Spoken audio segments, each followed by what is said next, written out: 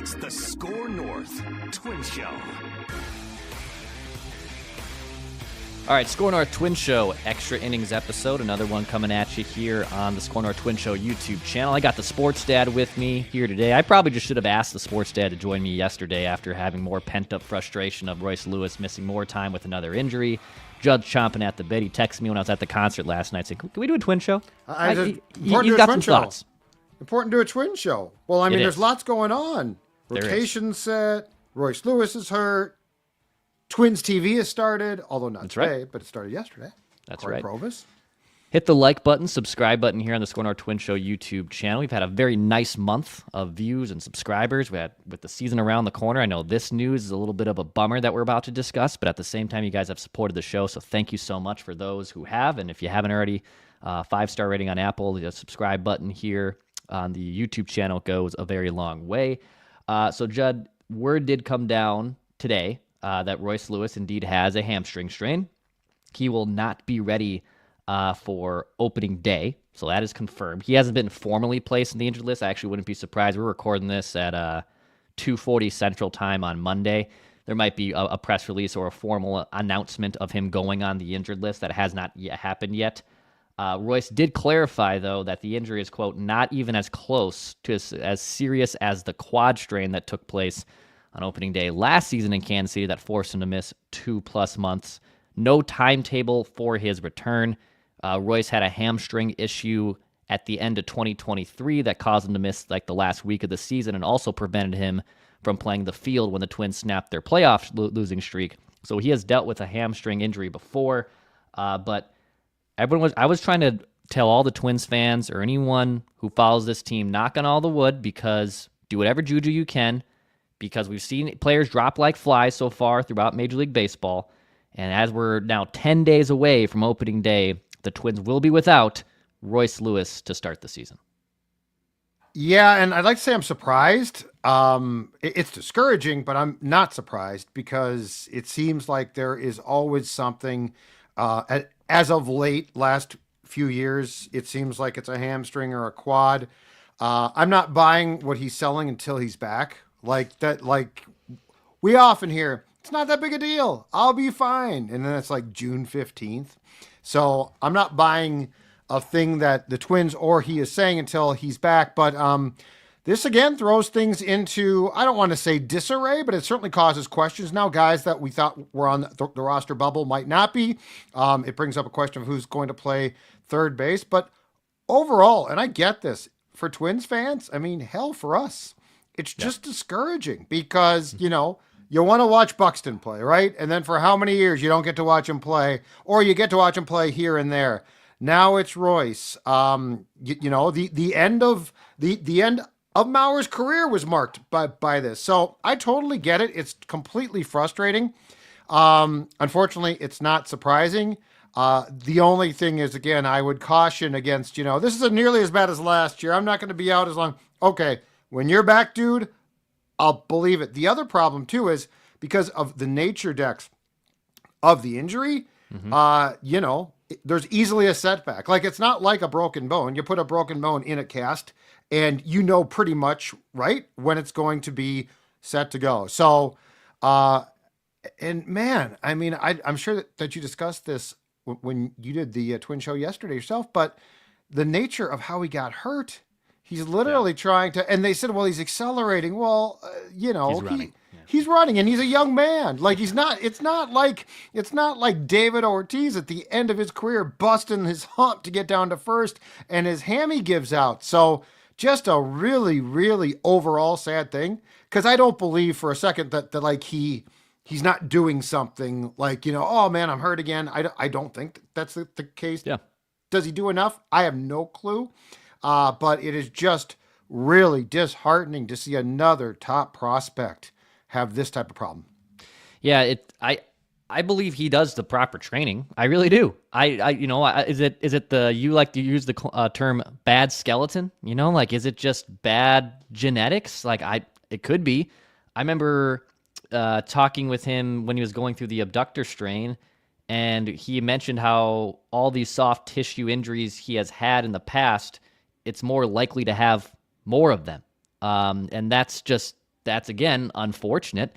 He's had a quad strain, he's had hamstring issues, abductor, tore both ACLs.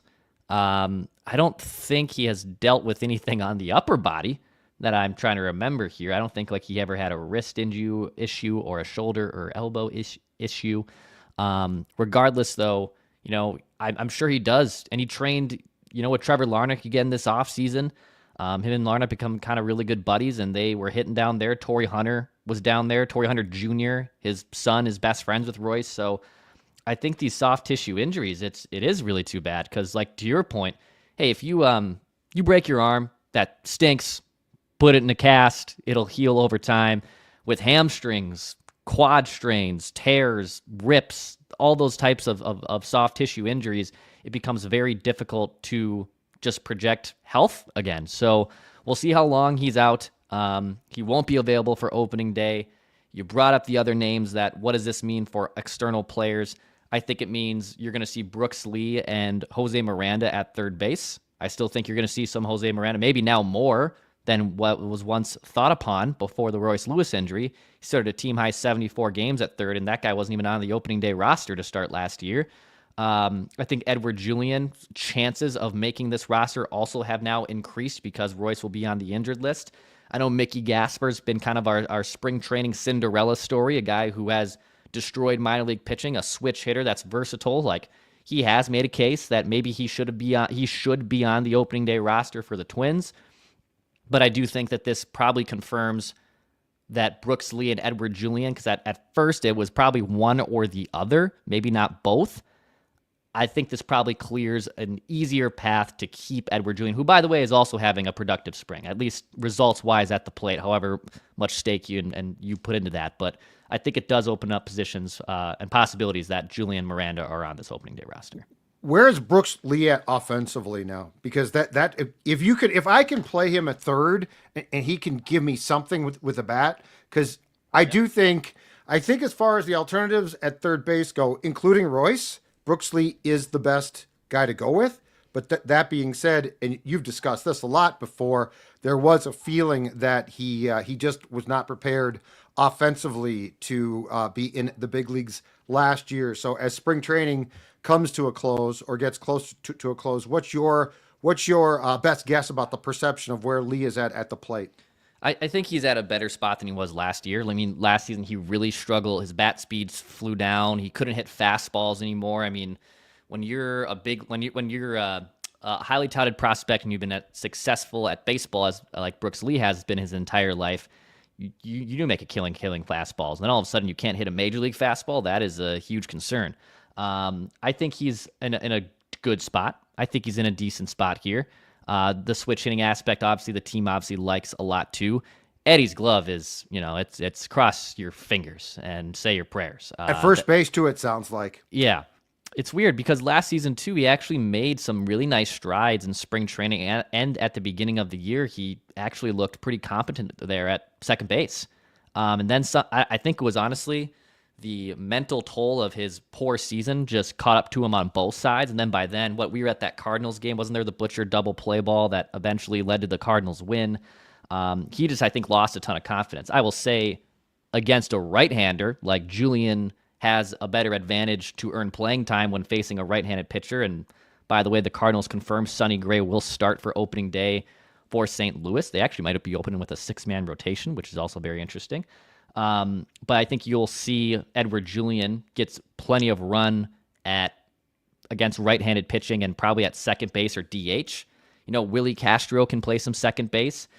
There's not going to be probably a singular guy who gets a ton of time at second base as opposed to, God willing, Carlos Correa and Byron Buxton play a lot in center, right? Ty France is having a nice spring. He's probably going to get the bulk of at bats still at first base. They can rotate some other guys in the corners, but I would be pretty surprised if one guy gets 500 at bats from second base. It's probably going to be by committee. But yeah, I think Julian's bat against righties is definitely there, and we'll see if Brooks Lee, because his glove, he's a flawless defender, and they like what he does defensively, but is he ready for the offensive side of Major League pitching? So Castro is going to play second base this season. It sounds like he might play a little bit of third at times. He's going to play left field and possibly first base, correct? So he is now out of center field and shortstop. That's, I think, the plan with him. They don't want him at those two positions. Now they've brought in Harrison Bader, who will hopefully spell Buxton in center field when needed. Austin Martin, I think, is actually having a very good spring. If Bader wasn't here, he actually probably is making a case to make the roster. He's good insurance, though, to stash in the minors. And then if Correa misses time, I actually think it's Brooks Lee. That's another reason. I think they'll give Brooks Lee opportunity there to play. I mean, he's actually played a good amount of short in spring training games this year. Brooks Lee has. So if Brooks is on the opening day roster, and again, heaven forbid Correa gets injured or needs a day off, needs a DH day, I actually think it's Brooks Lee who's probably their most likely backup candidate at short. Interesting. Well, yeah, this definitely changes things, though, and it's unfortunate, too. My last point on Royce and what sucks about this entire thing is now this sets him up now to have to rehab again, right? Yeah. Like I would just like, and this was the same thing with Buxton for years and years. Wouldn't you just like a season where they're playing baseball, like for their own sake, mentally too? Mm-hmm. Like it takes a toll. You are, if you are going through what he's going to be going through, you are rehabbing. You are not necessarily with the team. It would be so nice just to have a complete season of two of your supposed top players. And they are when they're playing, just be healthy enough to just play baseball. And if that wears them down, that's fine. But this whole injury thing is just with this franchise and in this state with different teams as well, it's just such a tiresome storyline. Well, and I think the good news is, Buck didn't have any surgery that was being talked about as no, that's good. Yeah. That is a positive. It's a huge positive. Like guys aren't having surgery. Correa's still doing the crazy, painful feet thing, but I don't know what's going on there. So hopefully he's okay. But he's walking barefoot. Then he's not sprinting on concrete, doing everything he can to stay healthy. But Royce, same thing. Royce didn't have any procedure done in the off season. He just kind of reset. He got married and hopefully is now in a good spot. Yeah, I mean. That's the problem is, do you travel him back with you? Does he stay in Fort Myers? I think he probably comes back to the facility and then goes and plays for the Saints when that time comes, or gets run with the Saints if that time comes.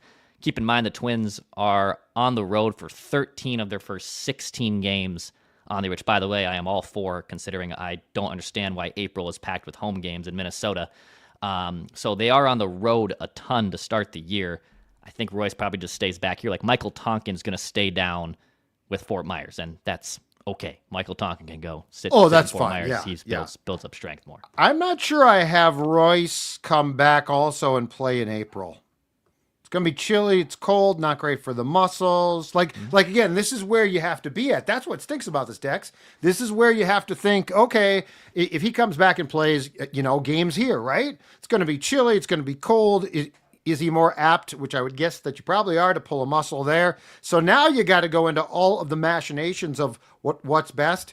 I'm guessing at the earliest we'll see him in May, probably. That's my guess. Okay. So May 1st is probably your probably mid-May. Probably mid-May. It's got to warm up a little bit for me to be comfortable. Stella's very upset about this, too. She has takes on She's Royce. Very upset. Oh, she's got a lot of takes. She's very upset about the doctors and all this, but I told her, you got to calm down. You got to relax. Exactly. These soft tissue injuries are no joke. Yes, the Twins starting rotation has also kind of been finalized here. That kind of came down after I finished a solo episode yesterday of the SKOR North Twins Show. So we do know our 5-man rotation. It's Pablo Lopez, it's Joe Ryan, Bailey Ober, Chris Paddock, Simeon Woods, Richardson. Will be the Twins opening day rotation to start the year. Got Zebby Matthews, David Festa going back to St. Paul. Festa was roughed up a little bit in spring training games. Zebby flashed a lot of potential and had a more velocity on his fastball, and you're gonna see both those guys. You're gonna see both those guys at some point in 2025. I checked in with a source with all the pitching injuries that have happened across Major League Baseball, and does Chris Paddock's name come up? Would the Twins part with Chris Paddock given the fact that they do have plenty of minor league options? And person I spoke with said if a right offer came along, sure, but they certainly aren't selling him or shopping him or selling him. I know fans probably see Chris Paddock's name, and he has battled injuries and just ineffectiveness, and they look at the guys in the minor leagues, in Festa and Matthews specifically, and they said, well, that guy's the better pitcher. And if I'm being honest, I also agree. I think those two are the better pitching options. So we'll see how long like Chris Paddock gets a leash here. And then, Joe Ryan started today for the Twins in spring training against the Pirates. Flash some of this stuff up on the YouTube screen. Spin rates are still kind of down from his career year last year. His velocity on his pitches is also down as he builds up a little bit. And I don't know if this has been confirmed with the beat reporters that are down in Fort Myers, but it actually wouldn't surprise me if Joe doesn't start game 2, I should say. Doesn't start game 2 against the Cardinals to start the year. He might still be building up a little bit. He is generating swings and misses and strikeouts. Like, I wouldn't say I'm concerned with how Joe Ryan's velocity and spin rates are looking. It's peculiar to me, but I'll see kind of where they want him to be and where he kind of lines up to make his season debut. Yeah, that one I'm not going to be concerned about. I actually think that the Paddock thing that concerns me most, or to get those guys up, probably just because he had a good spring, starting with Zebby, is does Paddock get hurt and when? Like, it just feels like the workload has had an issue on him continually. So I don't know so much if Paddock would be on the trading block, but if they get a full season from Paddock, I'll be very surprised. Like, history does not say that that's the case. It did look from going through the box scores and reading the stories from Fort Myers, though, Dex, that Zebby was pitching very well. Yeah. So, I think that there is a potential silver lining here with that group that got a lot of run because they had to last summer, right? Mm-hmm. You got Festa, who did struggle in the spring, but I think still has a pretty good future. Zebby, who was great in the spring, and then Sim, who's going to start as the 5th guy, and if Paddock, if and when he gets hurt, probably bumps up to the 4th. So that's one thing that I think is a bright spot now. You have a much better idea of those 3 young guys, and the fact is, I think you can count on at least one of the 2 who was sent down to probably come back fairly quickly and be effective. And I like Sim. And when Sim, before he wore down, he was pitching pretty well. So That's a find there. That Barrios trade, which we all thought Austin Martin is the key to, actually it might be Simeon Woods Richardson who was the key. Austin might be a utility guy, but it certainly might not be the disaster that it appeared it could be at one point. Yeah, it looks like it's honestly going to be like a fairly even trade. The Twins get some contributors there that can help them. They were not in the market to give Jose Barrios the contract that he wanted. So it could turn out to just be a very even trade for both sides. Jose eventually gets a payday from Toronto. But I don't think they also want to punt on someone like Paddock early, because we saw how quickly your starting pitching plans can unravel once injuries start to happen. Last year they had to throw Zebby Matthews from high A ball because they had no other option. I think they want to put guys like Zebby and Festa in a situation where they're not just relied upon because it's your turn to start. They want them to be lined up appropriately so they're not being rushed up here. And you always need starting pitching depth. So as the trade deadline nears, I would love to see the Twins still get arms. Obviously needs change throughout the season, but I think where they're at pitching wise and also bullpen wise, like that's not a concern for me. I mean, it might even be their biggest strength. Their bullpen on paper is projected to be obviously one of the best in baseball. That was the case last year, and it turned out not to be the truth. But from a pitching side, which you always need a ton of options for, it's actually one of the few concerns, or one of the few things I'm not concerned about going into this season with the Twins. So what is, as we record this right now, your biggest concern? Like, if you had to pick a biggest concern outside of Royce, because we've talked about him, what would be your biggest concern? Yeah, I mean, pending or removing like just the health mark questions around the big 3, which is obviously like exhausting to hear about. I get it from Twins fans' perspective. I would say just the supplemental younger guys not stepping up. Like Wallner's having a great spring. Larnach's having a great spring. I envision those guys are going to have some big years. It would be if those 2 are not ready. It's Brooks Lee still struggling to hit fastballs. Edward Julian and Jose Miranda, riding their roller coaster offensive seasons. that would be my probably bigger concern is those supplemental players around the Twins core three. Yes, like everyone knows those three have to stay healthy. That's just a given at this point. But if Larnach and Wallner and that offense, because the offense on paper, I like it. I like it a lot. 1 through 9, health-wise. Again, if all those three guys are in the lineup, pretty damn good lineup. Yep. But you start removing pieces of foundation from the house, and the house is going to collapse on itself. So I'd probably say those things are the thing that probably concern me the most.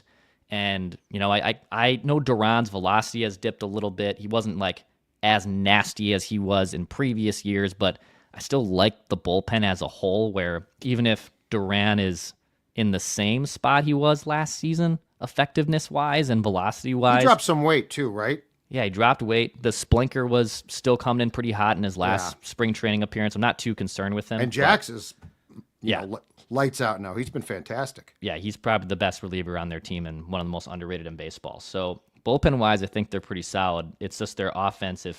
Assuming that those three guys are healthy, can the rest of their players step up? Because, Correa and Buck aren't getting any younger either. Like, I know a lot of fans a lot of national pundits say it's all about the health of those three guys. Well, it's kind of boom or bust. Like, it's kind of go time now. Like, you can't really afford to continue wasting prime years of Carlos Correa and Byron Buxton. And you can't also just assume that even though Luke Keyshaw, who had a great spring, and Walker Jenkins eventually, and Emmanuel Rodriguez, you can't just assume that all those guys are going to come up and contribute right away and be rock stars. So it's kind of a go time situation for this team.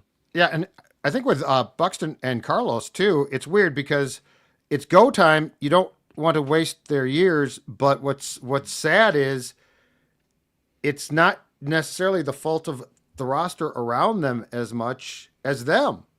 And, to your point, Correa, this to me is the last year of like, if he struggles with foot problems again, I think you're going to have to move him to third.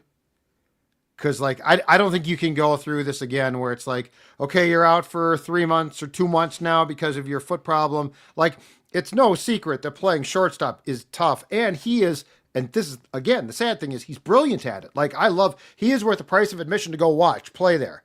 Mm-hmm. And as guys that have seen Twin shortstops of yore, we know that. Like, we've seen a lot of guys that can't get to balls. Correa gets to a ton of them. But Correa, I think you're at the end of, let's see if this works. It has to work. Him playing shortstop and not having to miss substantial time because of the foot problems. And in Buxton's case, it's literally a fingers crossed thing, man. Yeah. It's just a fingers crossed thing. Because the thing with Buck is it's always something. It's the knee flares up or this flares up. So with Carlos, I think the answer long term, and this will probably be regardless of he needs or can change positions. With Buxton, though, yeah, it's just all, can you play 105 games? Is that fair? Yeah, I'd like to think. It's not, I believe he played, 102 last year or something like that? 100 for just the second time. Okay, yeah, the second time. So, literally, can you play 105 games? And then Bader can play the rest, and defensively, you're not going to go in the toilet. Mm-hmm. So it's questions like that.